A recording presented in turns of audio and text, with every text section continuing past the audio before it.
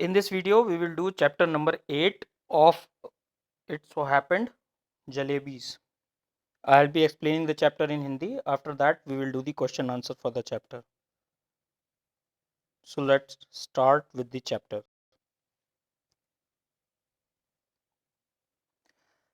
It happened many years ago. I wish I was in the 5th standard at the government school, Kambalpur, now called Atak.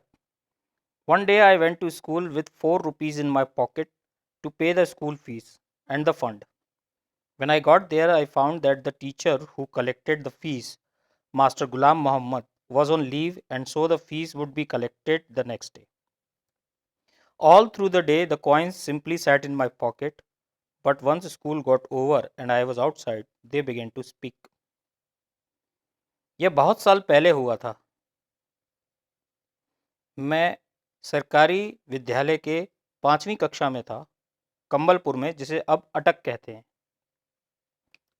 एक दिन मैं school अपनी जेब में 4 रुपए लेकर गया स्कूल की फीस और फंड के लिए.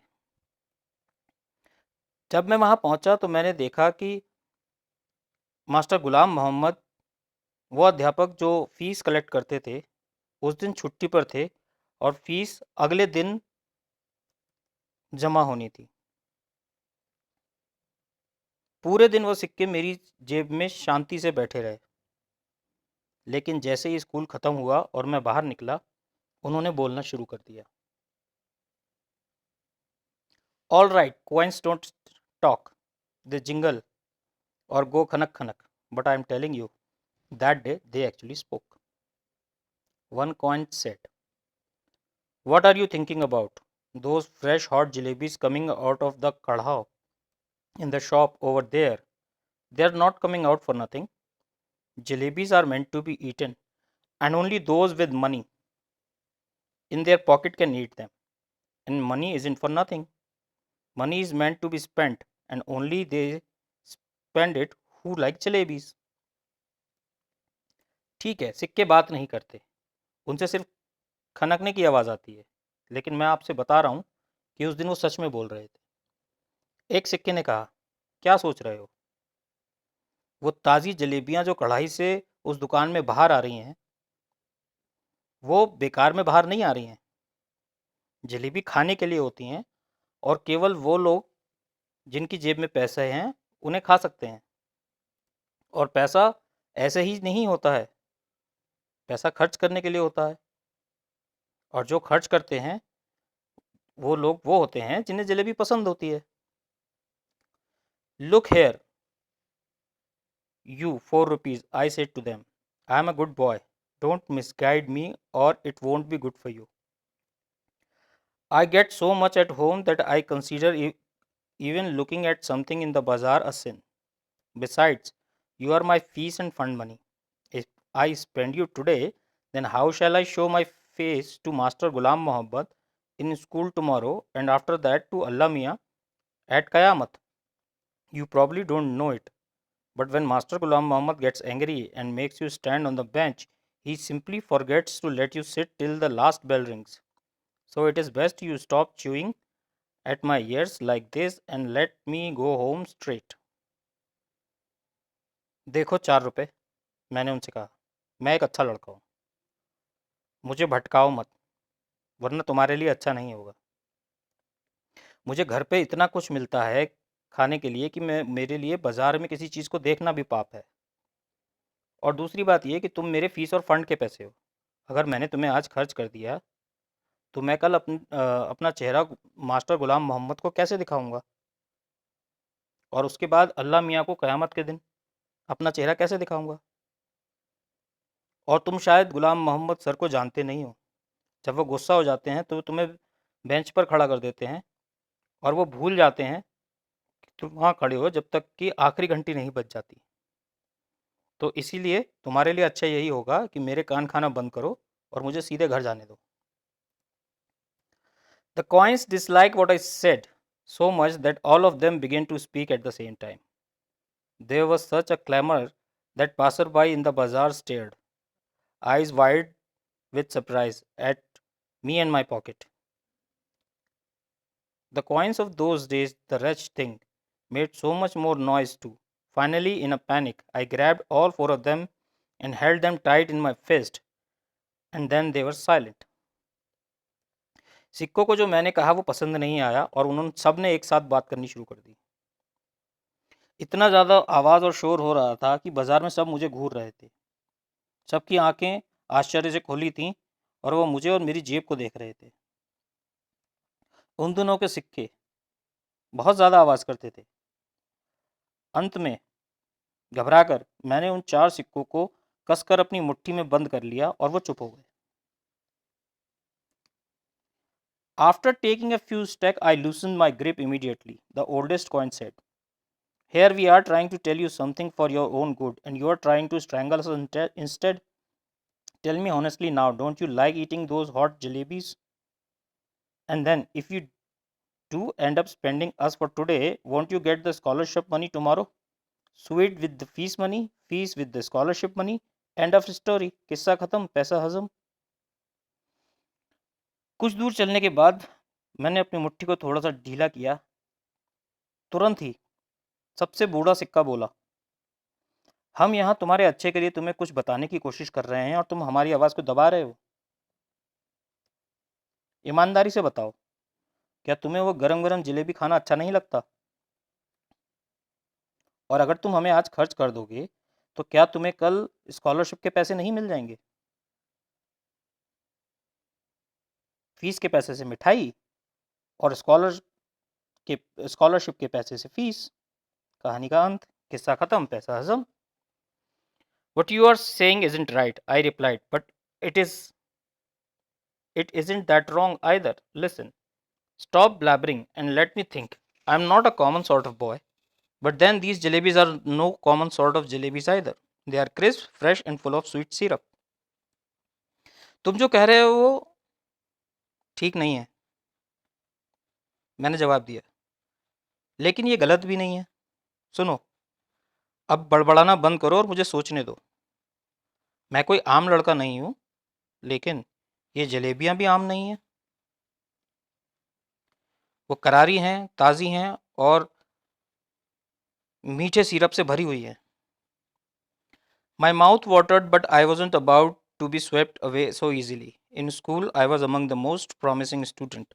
In the fourth standard exams, I had even won a scholarship of 4 rupees a month.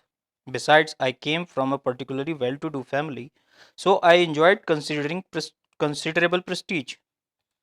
I would never once been beaten so far. On the contrary, Master Ji had got me to beat the other boys. For a child of such status standing there in the middle of the bazaar eating jalebis. No, it wasn't right, I decided. I clenched the rupees in my fist and came home.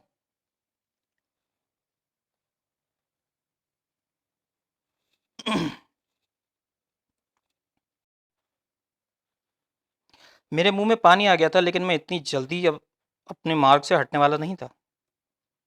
मैं school के सबसे अच्छे विद्यार्थियों में से एक था और मैं एग्ज़ाम में चौथे स्थान पर आया था। मुझे 4 रुपये महीने की स्कॉलरशिप भी मिली थी। इसके अलावा मैं एक अच्छे परिवार से था, इसलिए मेरी वहाँ पर बहुत अच्छी इमेज थी। मुझे कभी भी आज तक पीटा नहीं गया था क्लास में, बल्कि मास्टर जी ने मुझे दूसरों लड़कों को पीटने के लिए कहा था। एक ऐसे स्टेटस के बच्चे के लिए बाजार के बीच में खड़े होकर जलेबी खाना ठीक नहीं था। मैंने निश्चय किया और रुपयों को कसकर अपनी मुट्ठी में बांधा और घर आ गया। The coins were so keen on being spent that they kept up their attempts and persuasion till their voices began to choke. When I reached home and sat on the bed, they began to speak. I went inside to have lunch. They began to shriek. Thoroughly fed up, I rushed out of the house barefoot and ran towards the bazaar. Terrified I was, but quickly I told the halwai to weigh a whole rupee worth of jalebis. His astonished look seemed to be asking where I had the hand cart in which I would carry all those jalebis. Those were inexpensive times. 1 rupee fetched more than 20 rupees does nowadays. The halwai opened up a whole newspaper and heaped a pile of jalebi on it. वो सिक्के खर्च होने के लिए इतने ज़्यादा उत्सुक थे कि उन्होंने अपने बातों को जारी रखा जब तक कि उनकी आवाज़ दबने नहीं लगी। जब मैं घर पहुंचा और बिस्तर पर बैठा, उन्होंने फिर से बोलना शुरू कर दिया। मैं अंदर गया और मैंने दोपहर का खाना खाया और उन्होंने फिर बात करनी शुरू कर दी। मैं थक गया था। मैं अपने घर से नंगे पैर ही बाजार की तरफ गया। घबराया हुआ था मैं, लेकिन मैंने हलवाई को 4 रुपए की जलेबी तोलने के लिए कहा। आश्चर्य से उसने मेरी तरफ देखा कि वो हाथ गाड़ी कहाँ है जिसमें मैं इतनी जलेबियां लेकर जाऊंगा। वो ज़्यादा महंगाई वाले दिन नहीं थे और 1 रुपए में उतनी जलेबी आ जाती थी जितनी कि आजकल 20 रुपए में आएगी। हलवाई ने एक पूरा अखबार खोला और उस पर जलेबी का एक बड़ा सा ढेर लगा दिया। Just as I was gathering up the heap in the distance, I spotted Tonga. Chacha Jan was returning from court. I clutched the jalebis to my chest and ran into a gully. When I reached a safe corner, I began to devour the jalebis. I ate so many jalebis that if anyone pressed my stomach a little, jalebis would have popped out of my ears and nostrils. Very quickly, boys from entire neighborhood assembled in the gully. But that time I was so pleased with my stomach full of jalebis that I got into the mood for some fun. I started handing out jalebis to the children around. Delighted, they ran off, jumping and screaming into the gullies. Soon a whole lot of children appeared, probably having heard the good news from the others. I dashed to the halwai and bought 1 more rupees worth of jalebis. Came back and stood on the chabutra of one of the house, literally distributing jalebis to the children just like the governor sahib used to distribute rice to the poor and needy on Independence Day. By now there was a huge mob of children around me. The beggars too launched an assault. If children could be elected to assembly, my success would have been assured that day, because one little signal from my jalebi wielding hand, and the mob would have been willing to kill and get killed for me. I bought jalebis for the remaining 2 rupees as well and distributed them. Then I washed my hands and mouth at the public tap and returned home, putting on such an innocent face as if I hadn't even seen the hint of jalebis all my life.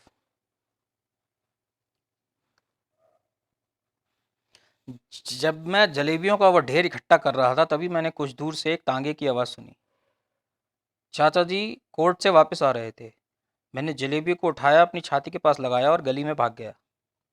जब मैं सुरक्षित दूरी पर एक कोने में पहुंच गया तो मैंने जल्दी जल्दी जलेबी खानी शुरू कर दी। मैंने इतनी जलेबी खा ली कि अगर कोई मेरे पेट को दबाए थोड़ा सा भी, तो मेरे कान और नाक से भी जलेबियां बाहर आने लगेंगी।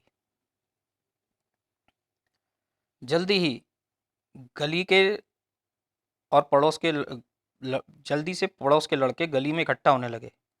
तब तक मैं अपने भरे हुए पेट से इतना खुश हो चुका था कि मुझे कुछ मज़ा करने का सूझा और मैंने बच्चों में जलेबी बांटनी शुरू कर दी। वो खुशी से इधर उधर भाग रहे थे, कूद रहे थे और चिल्ला रहे थे पूरी गली में। जल्दी ही वहाँ पर और भी बच्चे आ गए। शायद उन्होंने वो अच्छी खबर सुन ली थी दूसरों से।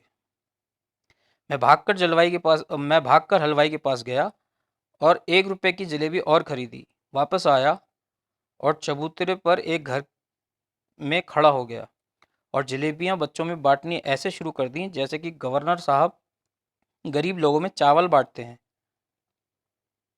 स्वतंत्रता दिवस पर। अब तक वहाँ बच्चों की बहुत भीड़ इकट्ठा हो गई थी। भिखारी भी वहाँ आ गए थे। अगर बच्चों को संसद में आने का मौका मिले तो उस दिन मेरी जीत पक्की थी, क्योंकि मेरे जलेबी बांटने वाले हाथ के एक छोटे से इशारे पर भी वो भीड़ मेरे लिए मरने मारने पर उतारू हो जाती। मैंने बचे हुए 2 रुपए की भी जलेबी खरीदी और लोगों में बांट दी।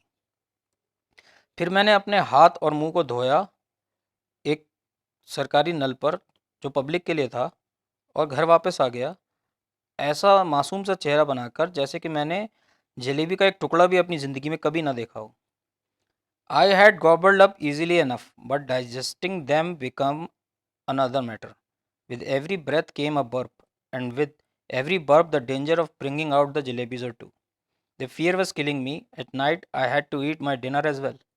If I hadn't eaten, I would have been asked to explain why I did not want any food. And if I pretended illness, the doctor would have been summoned. If the doctor, after feeling my pulse, had declared, Munna has devoured a mound of jalebi, I would simply die. मैंने जलेबी तो आसानी से खा ली थी, लेकिन उन्हें पचाना एक दूसरी बात थी। हर सांस के साथ डकार आ रही थी, और हर डकार के साथ ये खतरा बना हुआ था कि मेरे मुंह से एक या दो जलेबी बाहर निकल आएंगी। रात में मुझे रात का खाना भी खाना था, क्योंकि अगर मैं खाना खाने से मना कर देता तो मुझसे पूछा जाता कि मैं खाना क्यों नहीं खा रहा हूँ। और अगर मैं बीमारी का बहाना बनाता तो एक डॉक्टर को बुलाया जाता, और अगर डॉक्टर आता और मेरी नब्ज चेक करता तो वो सबको ये बता देता कि मुन्ना ने बहुत सारी जलेबी खा रखी हैं, और मैं मर जाता। The result was that all night I ले coiled up like jalebi, suffering a stomach ache. Thank God I did not have to eat all 4 rupees worth of jalebis by myself. Otherwise, as they say, when children speak, flowers shower from their mouths, but I would be the first child in the world with whose every word a crisp fried jalebi would come out. उसका नतीजा ये हुआ कि मैं सारी रात एक जलेबी की तरह मुड़ा हुआ पेट के दर्द के मारे बिस्तर पर लेटा रहा। भगवान का बहुत धन्यवाद कि मैंने 4 रुपए की जलेबी अकेले नहीं खाई, वरना जैसा कि लोग कहते हैं कि जब बच्चे बोलते हैं तो उनके मुंह से फूल गिरते हैं, मैं शायद पहला ऐसा बच्चा होता कि वो जब भी बोलता तो उसके मुंह से एक करारी तली हुई जलेबी बाहर आती। Children don't have stomachs, they have digestive machines. My machine too kept working right through the night. In the morning, just like any other day, I washed my face and, like a virtuous student, with a chalk and slate in hand, I headed for school. I knew I would get the previous month's scholarship that day, and once I paid the fees with that amount, the jalebis would be completely digested. But when I go to school, I found out that the scholarship was going to be paid the following month.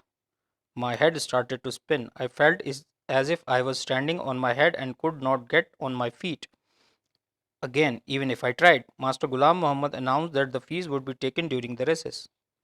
When the recess bell rang, I tucked my bag under my arm and left the school and simply followed my nose, walking on and on.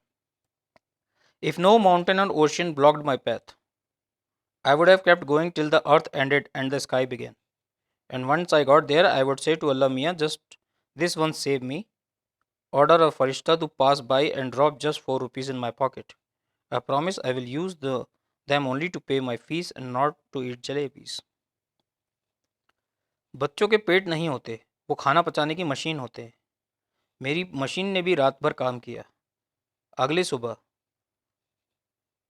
किसी भी नए दिन की तरह मैंने अपना मुंह धोया और अच्छे विद्यार्थी की तरह एक चौक और स्लेट अपने हाथ में ली और स्कूल चला गया। मुझे पता था कि आज मुझे पिछले महीने की स्कॉलरशिप मिल जाएगी, और एक बार मैंने फीस दे दी तो जलेबी पूरी तरह से हजम हो जाएगी। लेकिन जब मैं स्कूल गया तो मुझे पता चला कि स्कॉलरशिप के पैसे अगले महीने मिलेंगे। मेरा सिर चकराने लगा। मुझे ऐसा लग रहा था जैसे मैं सिर के बल खड़ा हूँ और अपने पैरों पर खड़ा होने की नहीं हो पाऊंगा अगर मैं कोशिश करूँ तब भी। मास्टर गुलाम मोहम्मद ने ये कहा कि फीस इंटरवल में ली जाएगी। जब इंटरवल की बेल बजी, मैंने अपना बस्ता अपने बगल में दबाया और स्कूल से चल दिया अपनी नाक की सीध में, और चलता रहा। अगर कोई पहाड़ या समुद्र मेरा रास्ता नहीं रोकते तो मैं तब तक चलता रहता जब तक कि पृथ्वी ख़त्म नहीं हो जाती और आकाश शुरू नहीं हो जाता। और एक बार मैं वहाँ पहुँच जाता तो मैं अल्लाह मियाँ से कहता कि केवल इस बार एक फरिश्ते को आदेश दो कि वो आकर मेरी जेब में 4 रुपए डाल दे। मैं वादा करता हूँ कि मैं उससे सिर्फ फीस के पैसे दूंगा और जलेबी नहीं खाऊंगा। I could not reach the point where the earth ended, but definitely reached the point where the Kambalpur railway station began. The elder had warned me never to cross the railway tracks. Fine. The elders had also warned me that one must never eat sweets with one's fees money. How did the instruction escape my mind that day? I don't know. मैं पृथ्वी के अंत तक तो नहीं पहुंच पाया, लेकिन मैं कंबलपुर रेलवे स्टेशन जहां शुरू होता है वहां तक पहुंच गया। बड़ों ने मुझसे कहा था कि मुझे कभी भी रेलवे ट्रैक पार नहीं करना चाहिए, लेकिन बड़ों ने तो ये भी कहा था कि मुझे फीस के पैसे से मिठाई नहीं खानी चाहिए। ये बात मेरे दिमाग से कैसे निकल गई मैं नहीं जानता। There was a shade giving tree beside the railway tracks. I sat under it and wondered whether there could possibly be more unfortunate child than me in this world. When the coins had first created a racket in my pocket, the entire matter seemed so simple and straightforward. Eat jalebis with the fees money and then pay fees with the scholarship money. I thought that 2 and 2 added up to 4 and could never be 5. How was I to know that sometimes it added up to 5 as well? Had I known that I would get the scholarship the next month, I would have postponed my jalebi eating program to the next month as well. Now, for the crime of eating a few jalebis, for the first time in my life, I was absent from school and crouching in the shade of a tree in a deserted corner of the railway station. Sitting under the tree, at first I felt like crying. Railway track के पास एक छांव देने वाला पेड़ था। मैं उसके नीचे बैठ गया और आश्चर्य से सोचने लगा कि मुझसे ज़्यादा दुर्भाग्यशाली बच्चा तो इस दुनिया में कोई है ही नहीं। जब सिक्कों ने मेरी जेब में कुछ कहा था, तब तो ये बात बहुत आसान लग रही थी कि फीस के पैसे से जलेबी खा लो और स्कॉलरशिप के पैसे से फीस दे दो। मुझे लगता था कि 2 और 2 4 होते हैं, कभी 5 नहीं हो सकते। मुझे कैसे पता होगा कि कभी कभी 2 और 2 5 भी हो जाते हैं। अगर मुझे पता होता कि स्कॉलरशिप के पैसे अगले महीने मिलेंगे, तो मैं अपना जलेबी खाने का प्रोग्राम अगले महीने के लिए पोस्टपोन कर देता। अब जलेबी खाने का अपराध करने की वजह से पहली बार अपने जीवन में मैं स्कूल से एब्सेंट था और पेड़ की छांव में रेलवे स्टेशन के एक कोने में बैठा था। पेड़ के नीचे बैठे मैं पहले रोने की सोच रहा था।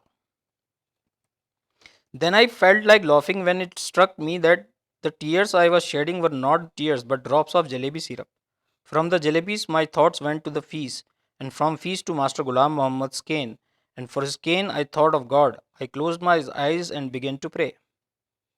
फिर मुझे हंसने जैसा महसूस हुआ जब मुझे पता चला कि मेरी आंखों से आंसू नहीं, जलेबी का रसा बह रहा है। और जलेबी से मेरा ध्यान फीस पर गया और फीस से मास्टर गुलाम मोहम्मद की छड़ी पर और छड़ी से भगवान पर। मैंने अपनी आंखें बंद की और प्रार्थना करने लगा। अल्लाह मियाँ, I am a very good boy. I have memorized the entire namaz. I even know the last 10 surahs of Quran by heart. If you wish, I can recite the entire Ayat al-Kursi for you just now. The need of your devoted servant is only the fees money that I ate the jalebis with. So, all right, I admit I made a mistake. I did not eat them all by myself, though I fed them on a whole lot of children too. But yes, it was a mistake. If I would have known to the scholarship money would be given next month, I would neither have eaten them nor fed them to the others. Now you do one thing, just pay 4 rupees in my bag. If there is a paisa more than 4 rupees, I will be very displeased with you. I promise if I ever eat sweets with my fees money again, then let a thief punishment be my punishment. So Allah Mia, just this once, help me out. There is no shortage of anything in your treasury. Even your chaprasi takes a whole lot of money home every month.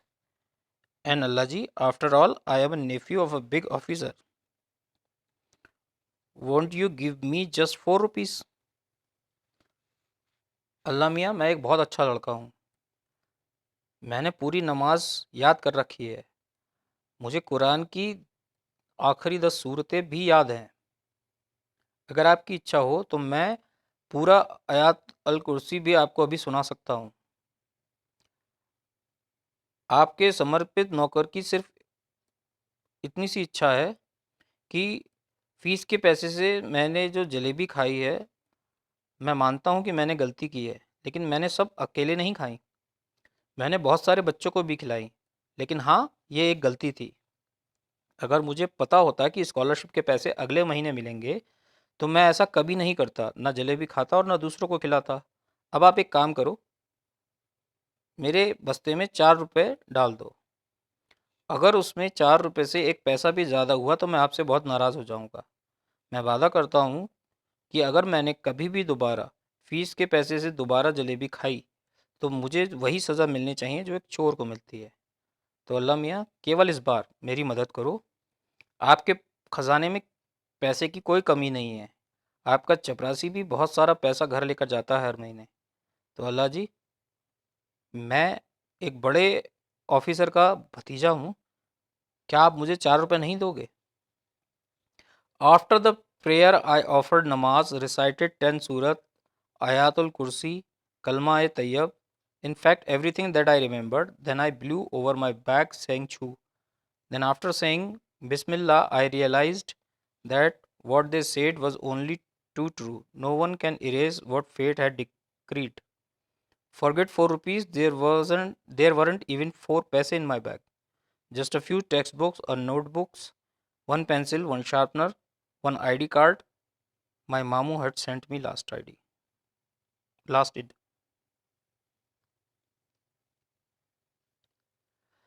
प्रार्थना के बाद मैंने नमाज अदा की, 10 सूरतें, आयातुल कुर्सी, कलमा ए तैयब, यहाँ तक कि मुझे जो कुछ भी आता था मैंने सब कुछ किया। फिर मैंने अपने बैग के ऊपर फूंक मारी छू और बिस्मिल्लाह कहकर बैग खोला और मुझे एहसास हो गया कि जैसा कि वो कहते हैं सच है कि भाग्य को कोई नहीं बदल सकता। 4 रुपए छोड़ो, उसमें 4 पैसे भी नहीं थे बस्ते में। उसमें कुछ किताबें, कॉपियाँ, एक पेंसिल, एक शार्पनर और एक आईडी कार्ड था। I felt like crying as loudly as I could, but then I remembered that school must have ended and the children must be on their way home. Tired and defeated, I got up from there and walked to the bazaar and waited for the school bell to ring, so that when the children came out, I too would walk home with them as if I had come straight from school. मैं जोर से रोना चाह रहा था, लेकिन तभी मुझे याद आया कि स्कूल अब खत्म होने वाला होगा और बच्चे अपने घर जा रहे होंगे। थका हुआ और हारा हुआ मैं वहाँ से बाजार के लिए चल दिया और स्कूल की घंटी बजने का इंतज़ार करने लगा, ताकि जब सब बच्चे अपने घर जा रहे होंगे तो मैं भी उनके साथ अपने घर की तरफ चल दूंगा, जैसे कि मैं स्कूल से आ रहा हूँ। I did not even realize that I was standing near the jalebi wala's shop. Suddenly the halwai called out, "क्यों भाई? Shall I weigh a rupee's worth? Don't want jalebis today?" I felt like saying, "I won't eat your jalebis today, but I would sure like to roast your liver and eat that instead." But I wasn't feeling too well that day, so I simply moved away. मुझे ये पता भी नहीं चला कि मैं उस जलेबी वाले की दुकान के पास खड़ा हूँ। अचानक हलवाई ने आवाज़ दी, "क्यों भैया, क्या 1 रुपए की जलेबी तोल दूँ? आज आपको जलेबी नहीं चाहिए?" मुझे ऐसा महसूस हुआ कि मुझे कहना चाहिए कि मुझे आज जलेबी नहीं चाहिए, लेकिन मैं तुम्हारा लीवर भून के खाना चाहूँगा। लेकिन मैं बहुत अच्छा महसूस नहीं कर रहा था, तो मैं चुपचाप वहाँ से चल दिया। The next day I did the same thing. I got dressed and left home, went up the school gate and then turned off to the railway station. Under the same tree I sat and began to say the same prayers. I repeatedly pleaded, "Allah Mia, at least give it to me today. Today is the second day." अगले दिन मैंने वही किया। मैं तैयार हुआ school के लिए और घर से चल दिया। स्कूल के गेट तक गया और फिर वहाँ से रेलवे स्टेशन चला गया और उसी पेड़ के नीचे बैठकर प्रार्थना करने लगा। मैं बार बार गिड़गिड़ा रहा था, "अल्लाह मियाँ, आज तो मुझे पैसे दे दो, आज दूसरा दिन है." Then I said, "All right, come let's play a game. I will go from here to the signal. You secretly place 4 rupees under this big rock. I will touch the signal and come back. What fun it will be if I pick up the rock and find 4 rupees underneath. So are you ready? I am going towards the signal. 1, 2, 3." फिर मैंने कहा कि चलो एक खेल खेलते हैं। मैं यहाँ से सिग्नल तक जाऊँगा। आप चुपचाप इस बड़े पत्थर के नीचे 4 रुपये रख दो। मैं सिग्नल को छूकर वापस आऊँगा। कितना मज़ा आएगा कि जब मैं ये बड़ा सा पत्थर उठाऊँगा तो इसके नीचे मुझे 4 रुपये मिलेंगे। क्या आप तैयार हैं? तो मैं सिग्नल की तरफ जा रहा हूँ, 1 2 3। I went up to the signal and returned, smiling, but I could not find the courage to pick up the rock. What if the coins were not there? But then I thought, what if they were there? मैं signal तक गया और वापस आया मुस्कुराते हुए, लेकिन मैं पत्थर उठाने का साहस नहीं जुटा पा रहा था। क्या होगा अगर वहां सिक्के नहीं हुए? लेकिन अगर वहां हुए तो? Finally, after saying Bismillah, when I lifted up the rock, this big hairy worm got up, and curling and twisting wriggled towards me. I screamed and ran away, and once again touched the signal. Then, crawling on my hands and knees, I reached the tree. I tried my best not to let my eyes stray towards the rock, but as I picked up my bag and was about to leave, I had to look once again at the rock. And do you know what I saw there? I saw Mr. Worm coiled on it, comfortably staring at me. लेकिन अंत में मैंने बिस्मिल्लाह कहकर वो पत्थर उठाया। उसके नीचे से एक बड़ा सा बालों वाला कीड़ा निकलकर बाहर आया और मेरी तरफ चल दिया। मैं चिल्लाया और दूसरी तरफ भागा और फिर से सिग्नल छूकर आया। फिर मैंने अपने कांपते हुए हाथों से घुटनों पर बैठकर पेड़ के पास सोचा कि मैं अब उस पत्थर की तरफ नहीं देखूंगा। लेकिन मैंने अपना बस्ता उठाया और जाने लगा। लेकिन मुझे उस पत्थर के नीचे फिर से देखना था। और तुम्हें पता है कि उसके नीचे मैंने क्या देखा? वो कीड़ा वहां पर फिर से बैठा हुआ था और मेरी तरफ घूर रहा था। I walked away thinking tomorrow I will do wazoo, wear clean clothes and come here. From morning to noon I will keep reading the namaz. If even after that Allah does not give me 4 rupees, I will be forced to learn how to strike bargains or make deals with him. After all, if my Allah does not give me 4 rupees, then who will? That day, when I returned home, apparently from school and actually from the railway station, I was caught. The report of my absence had reached home. It is useless to relate what happened after that. मैं वहाँ से दूर चल दिया ये सोचते हुए कि मैं कल वज़ू करके साफ कपड़े पहनकर यहाँ वापस आऊँगा। सुबह से दोपहर तक मैं नमाज़ पढ़ूँगा और इसके बाद भी अगर अल्लाह मियाँ मुझे 4 रुपए नहीं देते तो मुझे ये तरीका ढूंढना होगा जिससे मैं उन्हें खुश कर सकूँ। क्योंकि अगर अल्लाह ने मुझे 4 रुपए नहीं दिए तो और कौन देगा? उस दिन जब मैं घर आया, दिखा रहा था कि जैसे स्कूल से आया हूँ लेकिन रेलवे स्टेशन से आया था, मैं पकड़ा गया। मेरे स्कूल में अनुपस्थित रहने की खबर घर पहुंच गई थी और यह बताने का कोई फ़ायदा नहीं है कि उसके बाद क्या हुआ। Well, whatever happened, but up to 7th or 8th standard, I kept wondering if Allah Mia had sent me 4 rupees that day, what harm could it have possibly caused anyone? It was only later that I came to conclusion that if Allah Mia were to provide all for the asking, then man would even today be living in nests like vultures and crows and would not have learned the art of making jalebis. Well, जो हुआ वो हुआ। लेकिन 7वीं 8वीं class तक आते आते मैं सोचने लगा कि अगर अल्लाह मियाँ ने उस दिन मुझे 4 रुपए दे दिए होते तो किसी का क्या चला जाता। बाद में मैं इस निर्णय पर पहुंचा कि अल्लाह मियाँ अगर हर मांगी हुई चीज़ देने लगे तो आदमी जो आज है वो ऐसा नहीं होता, बल्कि वो घोंसलों में कौवों और चिड़ियों की तरह रह रहा होता और उसने जलेबी बनाना नहीं सीखा होता। So that completes your story. Now we will do the question answer for this chapter.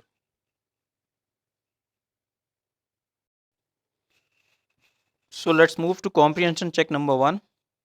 Question number 1. Why didn't he pay the school fees on the day he brought money to school?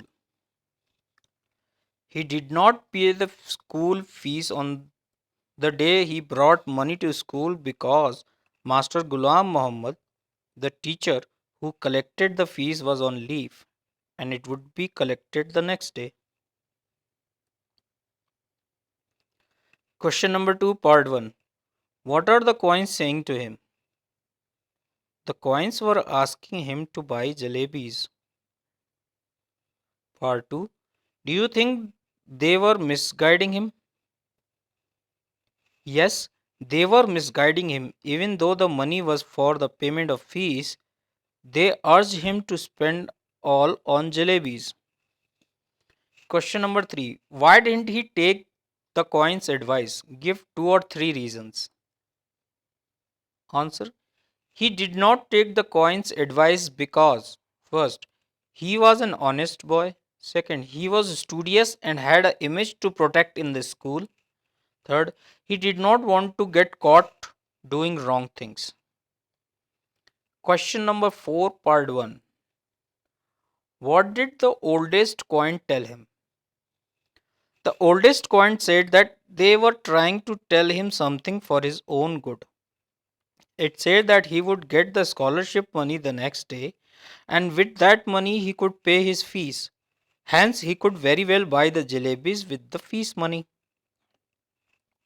Second, did he follow his advice? If not, why not?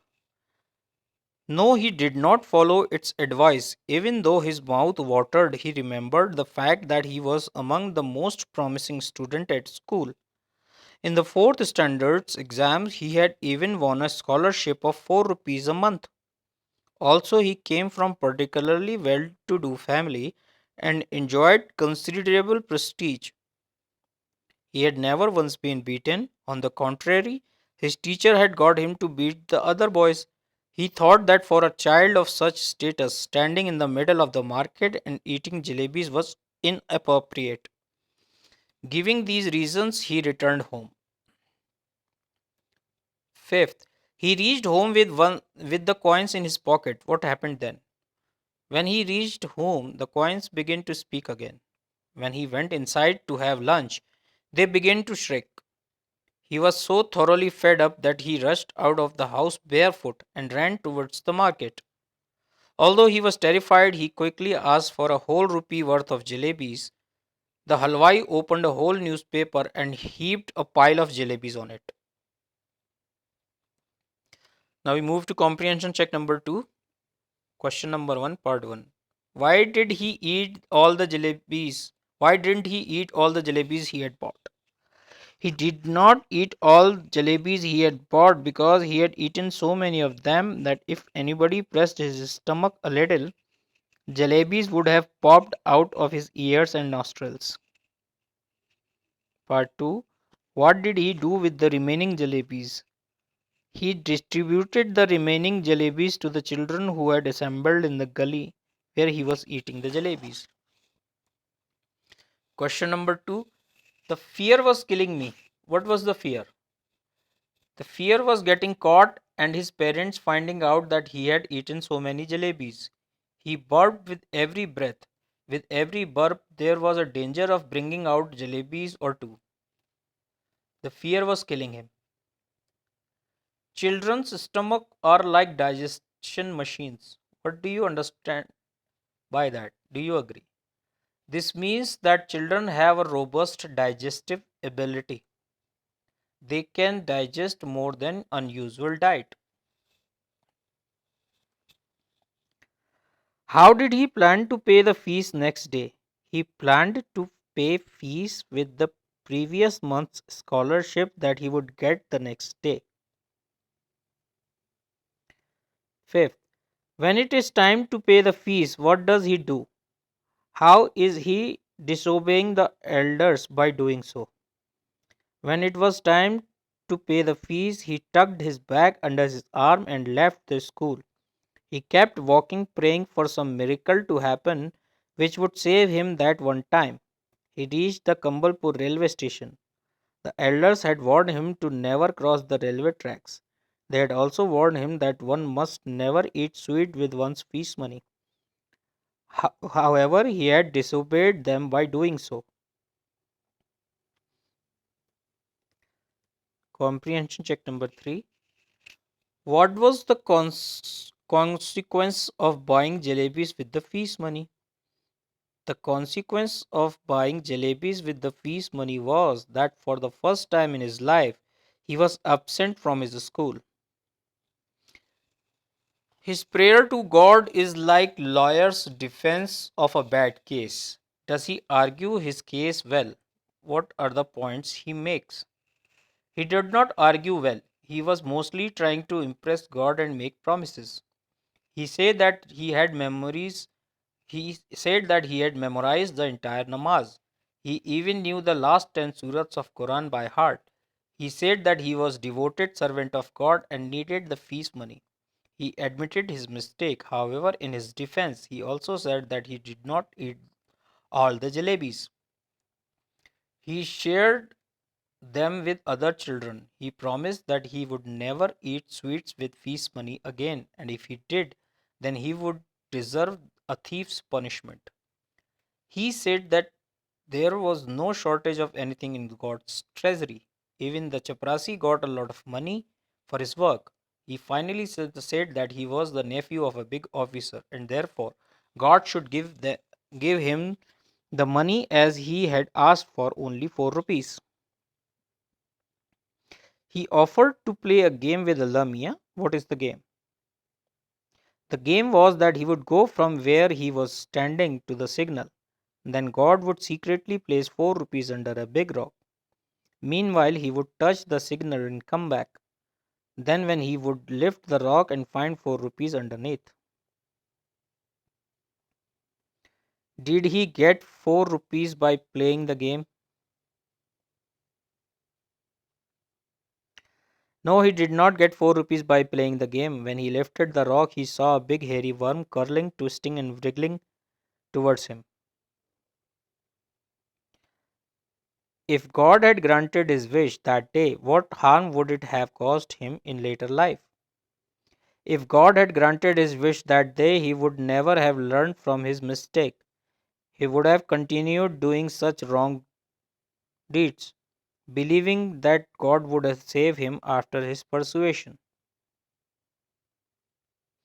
So, this completes your chapter number 8 of It So Happened. We will do the next chapter in our next video. Thank you.